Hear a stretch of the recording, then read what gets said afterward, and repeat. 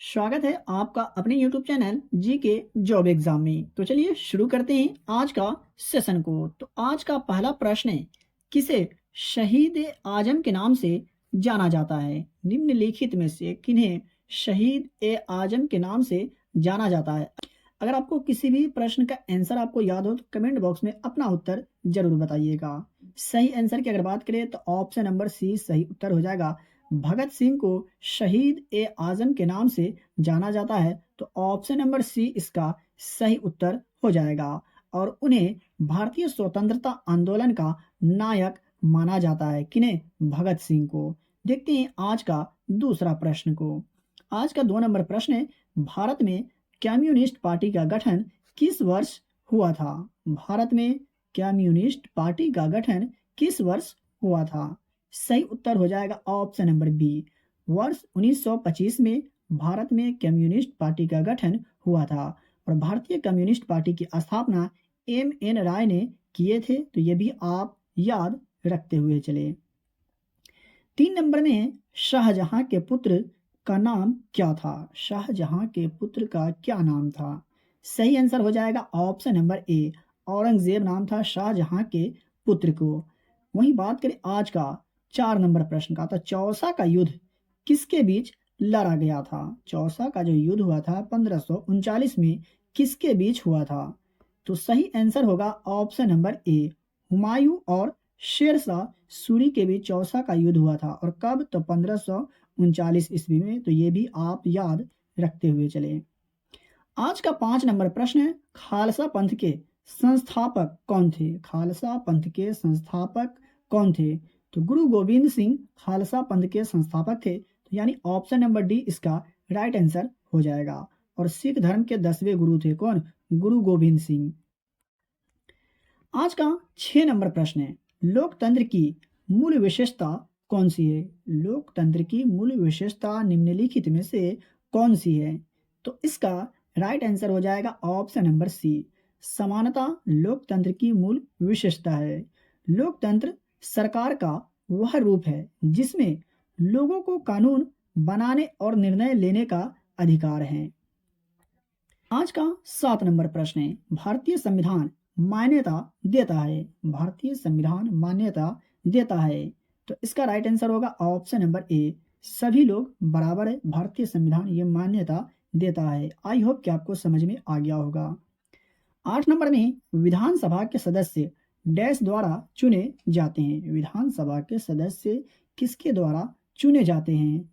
तो इसका सही आंसर की अगर बात किया जाए तो ऑप्शन नंबर सी सही उत्तर हो जाएगा। लोगों द्वारा विधानसभा के सदस्य चुने जाते हैं। तो प्रिय विद्यार्थीगण, आप यहाँ तक आ गए, इसका मतलब आपको आज का क्लास के वीडियो आपको पसंद आ रहा है। तो प्लीज़ वीडियो को लाइक कर दीजिए। चैनल पर पहली बार आए या हमारा वीडियो आप तक पहली बार पहुंचा है तो चैनल को सब्सक्राइब करके बेल आइकन को प्रेस कर लीजिए, क्योंकि यहाँ आपको काफ़ी महत्वपूर्ण प्रश्न बताए जाते हैं, पढ़ाए जाते हैं, रिवीजन कराए जाते हैं और यहाँ से प्रश्न आपको अपने एग्जाम में देखने को जरूर मिलेंगे। 9 नंबर में है, भारत में सरकार के कितने स्तर मौजूद हैं? भारत में सरकार के कितने स्तर मौजूद हैं? तो इसका सही उत्तर हो जाएगा ऑप्शन नंबर सी 3। जी हाँ, भारत में सरकार के कितने स्तर मौजूद है? 3।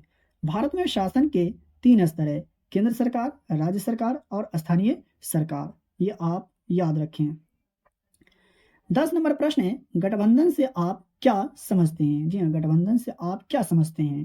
तो इसका सही आंसर हो जाएगा ऑप्शन नंबर सी।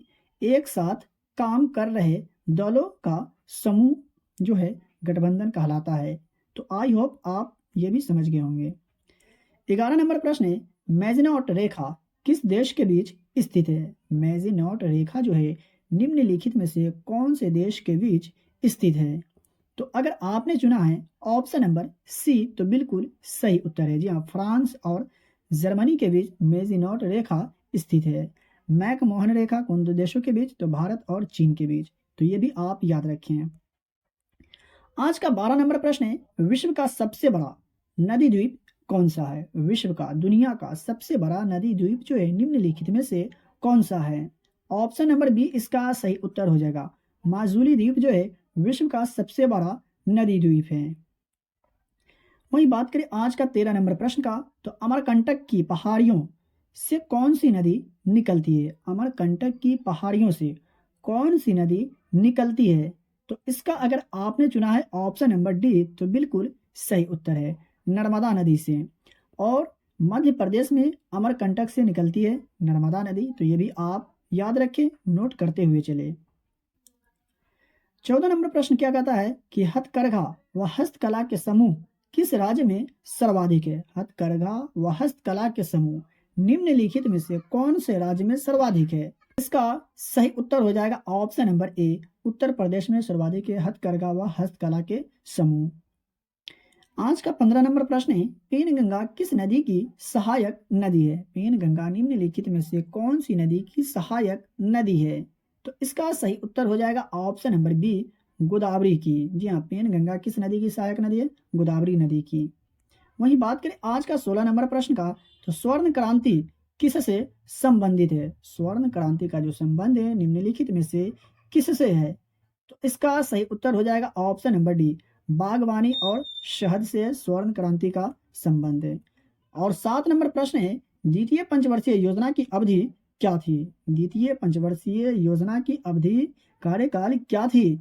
तो इसका सही उत्तर हो जाएगा ऑप्शन नंबर डी, 1956 से 1961 तक द्वितीय पंचवर्षीय योजना की अवधि थी।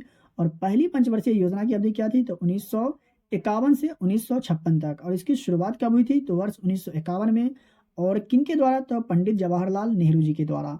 ये आप जरूर याद रखें। 18 नंबर में है, धन संबंधी परिभाषा किसके द्वारा दी गई है? धन संबंधी परिभाषा निम्नलिखित में से किसके द्वारा दी गई है? सही उत्तर हो जाएगा option number D, Adam Smith के द्वारा धन संबंधी की परिभाषा दी गई है। आज का 19 नंबर प्रश्न है, अर्थशास्त्र आर्थिक कल्याण का विज्ञान है, किसने कहा? अर्थशास्त्र आर्थिक कल्याण का विज्ञान है, निम्नलिखित में से किसने कहे थे? तो इसका राइट आंसर होगा ऑप्शन नंबर ए, मार्शल ने कहा अर्थशास्त्र आर्थिक कल्याण का विज्ञान है। वहीं बात करें आज का 20 नंबर प्रश्न का, तो सांख्यिकी विधि का प्रथम चरण होता है। सांख्यिकी विधि का प्रथम चरण निम्नलिखित में से क्या होता है? तो अगर आपने चुना है ऑप्शन नंबर ए तो बिल्कुल सही आंसर है। जी हाँ, आंकड़ों का संकलन सांख्यिकी विधि का प्रथम चरण है। साथियों, मैं आपको बताते चलूं, अगर आपको किसी भी प्रश्न में डाउट हो, किसी भी प्रश्न के उत्तर में अगर आपको डाउट लगता हो, तो आप हमसे कमेंट बॉक्स में पूछ सकते हैं। मैं सभी लोगों के कमेंट को रीड करता हूँ, अगर कोई सवाल होता है तो मैं जवाब भी देता हूँ। आज का 21 नंबर प्रश्न क्या कहता है, चलिए देख लेते हैं। तो कौन सा वृक्ष को पर्यावरण का दुश्मन कहा जाता है? जी हाँ, निम्नलिखित में से कौन सा वृक्ष को पर्यावरण का दुश्मन कहा जाता है? तो इसका सही उत्तर हो जाएगा ऑप्शन नंबर सी, सफेदा। जी हाँ, सफेदा एक ऐसा वृक्ष है जिसे पर्यावरण का दुश्मन कहा जाता है। और विश्व पर्यावरण दिवस कब मनाया जाता है? तो 5 जून को मनाया जाता है। तो ये भी आप याद रखते हुए चलिए। आज का 22 नंबर प्रश्न है, शरीर का तापक्रम कहाँ नियंत्रित होता है? शरीर का तापक्रम कहाँ नियंत्रित होता है? तो इसका सही उत्तर होगा ऑप्शन नंबर बी, हाइपोथैलेमस में शरीर का तापक्रम जो है नियंत्रित होता है। 23 नंबर प्रश्न क्या कह रहा है कि मनुष्य के मस्तिष्क की सबसे बाहरी झिल्ली है। मनुष्य के मस्तिष्क की सबसे बाहरी झिल्ली जो है निम्नलिखित में से कौन सी है? तो इसका सही उत्तर होगा ऑप्शन नंबर सी, ड्यूरामीटर जो है मनुष्य के मस्तिष्क की सबसे बाहरी झिल्ली है। आज का 24 नंबर प्रश्न है कि बॉटनी शब्द की उत्पत्ति किस भाषा के शब्द से हुई है? बॉटनी शब्द की उत्पत्ति किस भाषा के शब्द से हुई है? तो अगर आपने चुना है ऑप्शन नंबर सी तो बिल्कुल सही उत्तर है, ग्रीक से। वहीं देखते हैं आज का अगला प्रश्न को। आज का 25 नंबर प्रश्न है, परमाणु भार का अंतर्राष्ट्रीय मानक है। परमाणु भार का अंतर्राष्ट्रीय मानक जो है निम्नलिखित में से क्या है? तो इसका राइट आंसर होगा ऑप्शन नंबर ए, कार्बन 12 परमाणु भार का अंतर्राष्ट्रीय मानक है। 26 नंबर में है, भारी हाइड्रोजन परमाणु में न्यूट्रॉन की संख्या कितना है? भारी हाइड्रोजन परमाणु में न्यूट्रॉन की संख्या कितना है? तो अगर आपने चुना है ऑप्शन नंबर डी तो बिल्कुल सही उत्तर है। जी हाँ, 1 होता है भारी हाइड्रोजन परमाणु में न्यूट्रॉनों की संख्या। आज का 27 नंबर प्रश्न है, त्रिक नियम का प्रतिपादन किस वैज्ञानिक ने किया था? त्रिक नियम का प्रतिपादन किस वैज्ञानिक ने किया था? या आपसे ऐसे भी प्रश्न पूछा जा सकता है कि त्रिक के नियम किसने दिए थे? तो इसका सही उत्तर होगा ऑप्शन नंबर सी। डॉब राइनर ने त्रिक के नियम का प्रतिपादन किए थे। आज का 28 नंबर प्रश्न है, एक विद्युत सेल में डैश ऊर्जा विद्युत ऊर्जा में बदल जाती है। एक विद्युत सेल में डैश ऊर्जा विद्युत ऊर्जा में बदल जाती है, तो रासायनिक ऊर्जा विद्युत ऊर्जा में बदल जाती है एक विद्युत सेल में, यानी ऑप्शन नंबर डी इसका सही उत्तर हो जाएगा। देखते हैं आज का अगला प्रश्न को। आज का 29 नंबर प्रश्न है, भाभा परमाणु अनुसंधान केंद्र स्थित है। भाभा परमाणु अनुसंधान केंद्र जो है निम्नलिखित में से कौन से शहर में है, ये आपको बताना है। तो इसका सही उत्तर हो जाएगा ऑप्शन नंबर सी, मुंबई में है। आपसे ऐसे भी प्रश्न पूछा जा सकता है कि भाभा परमाणु अनुसंधान केंद्र कौन से राज्य में है, तो महाराष्ट्र राज्य में, ये आपको याद होनी चाहिए। देखते हैं अगले प्रश्न को। 30 नंबर में है, कौन सा रंग सौर विकिरण का सबसे अच्छा अवशोषक है। कौन सा रंग जो है सौर विकिरण का सबसे अच्छा अवशोषक है, तो इसका सही उत्तर क्या होगा, ऑप्शन नंबर बी, काला रंग। जी हाँ, काला रंग जो है सौर विकिरण का सबसे अच्छा अवशोषक है। बात करें आज का 31 नंबर प्रश्न का, तो जैतून के तेल में कौन सा एसिड पाया जाता है। जैतून के तेल में कौन सा एसिड जो है पाया जाता है, कौन सा एसिड होता है। तो अगर आपने चुना है ऑप्शन नंबर सी, तो बिल्कुल सही उत्तर है। ओलिक एसिड जो है जैतून के तेल में पाया जाता है, और मैलिक एसिड सेब में पाया जाता है। याद आप रखते हुए चले, यहाँ से प्रश्न आपको अपने एग्जाम में देखने को मिल सकते हैं। आज का 32 नंबर प्रश्न है, स्टीम इंजन के आविष्कारक थे। स्टीम इंजन को जो आविष्कारक थे निम्नलिखित में से कौन थे, तो इसका राइट आंसर होगा option number A, James Watt steam engine के आविष्कारक थे। आज का 33 नंबर प्रश्न है, यदि मनुष्य की एक ही आंख होती तो क्या होता। यदि मनुष्य की एक ही आंख होती तो क्या होता, तो इसका सही उत्तर हो जाएगा ऑप्शन नंबर डी, बी एवं सी दोनों, यानी दृश्य क्षेत्र कम हो जाता, त्रिविमीय प्रतिबिंब दिखाई नहीं देता। कब, यदि मनुष्य की एक ही आंख होती तब। आई होप कि आपको समझ में आ गया होगा। आज का 34 नंबर प्रश्न है, खाने का सोडा का रासायनिक नाम क्या है। खाने का सोडा का रासायनिक नाम क्या है। मैं आशा करता हूं कि इस प्रश्न का आंसर आप सभी लोगों को जरूर याद होगा। तो सोडियम बाइकार्बोनेट खाने का सोडा का रासायनिक नाम है, तो ऑप्शन नंबर बी इसका सही उत्तर हो जाएगा। और इसका रासायनिक सूत्र क्या होता था, NaHCO3। 35 नंबर प्रश्न है, भारत रत्न का पहला विदेशी प्राप्तकर्ता कौन है। भारत रत्न का पहला विदेशी प्राप्तकर्ता कौन है, या भारत रत्न से सम्मानित होने वाले प्रथम विदेशी व्यक्ति कौन थे। ऐसे भी प्रश्न आपसे पूछा जा सकता है, तो इसका सही उत्तर होगा option number B, Khan Abdul Ghaffar Khan Bharat Ratna पाने वाले पहले विदेशी व्यक्ति थे।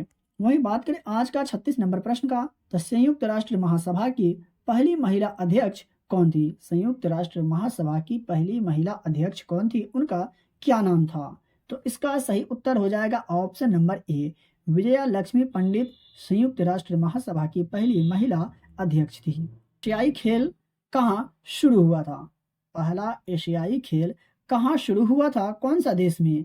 तो इसका सही आंसर होगा ऑप्शन नंबर सी, अपना प्यारा देश भारत में पहला एशियाई खेल शुरू हुआ था। और भारत के कौन से राज्य में या कौन से शहर में, ऐसे भी आपसे प्रश्न पूछा जा सकता है। तो दिल्ली में पहली बार एशियाई खेल शुरू हुआ था, कब, 1951 में। तो ये आप याद रखिए। चलिए देखते हैं दूसरे प्रश्न को।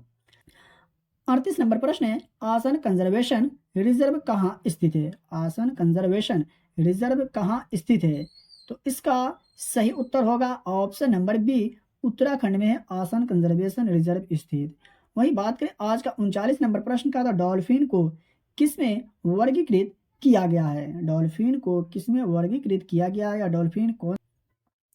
डॉल्फिन को कौन से वर्ग में रखा गया है। आपसे ऐसे भी प्रश्न पूछा जा सकता है, देखने को मिल सकता है। तो इसका राइट आंसर होगा ऑप्शन नंबर बी, स्तनपायी। जी हाँ, डॉल्फिन को किसमें वर्गीकृत किया गया, स्तनपायी में। चलिए बढ़ते हैं अगले प्रश्न की ओर। आज का 40 नंबर प्रश्न है, पीच ब्लेंड निम्नलिखित में से किस धातु का अयस्क है। पीच ब्लेंड निम्नलिखित में से किस धातु का अयस्क है, तो इसका सही आंसर हो जाएगा ऑप्शन नंबर सी, यूरेनियम का अयस्क है पीच ब्लेंड। तो साथियों, आज के क्लास के वीडियो में से कितने प्रश्न का आंसर आप सही कर पाए हैं, अपना स्कोर कमेंट बॉक्स में जरूर बताइएगा। वीडियो अगर पसंद आया तो वीडियो को लाइक करें, चैनल पर पहली बार आए तो चैनल को सब्सक्राइब करके बेल आइकन को प्रेस करें और ज़्यादा से ज़्यादा इस वीडियो को अपने दोस्तों और रिलेटिव में भी शेयर जरूर करिए। इसका पीडीएफ लेना चाहते हैं तो वीडियो के डिस्क्रिप्शन में दिए गए टेलीग्राम चैनल लिंक को ज्वाइन करें और डेली के वीडियो का फ्री में पीडीएफ प्राप्त करें। तो चलिए मिलते हैं फिर से एक नए वीडियो में।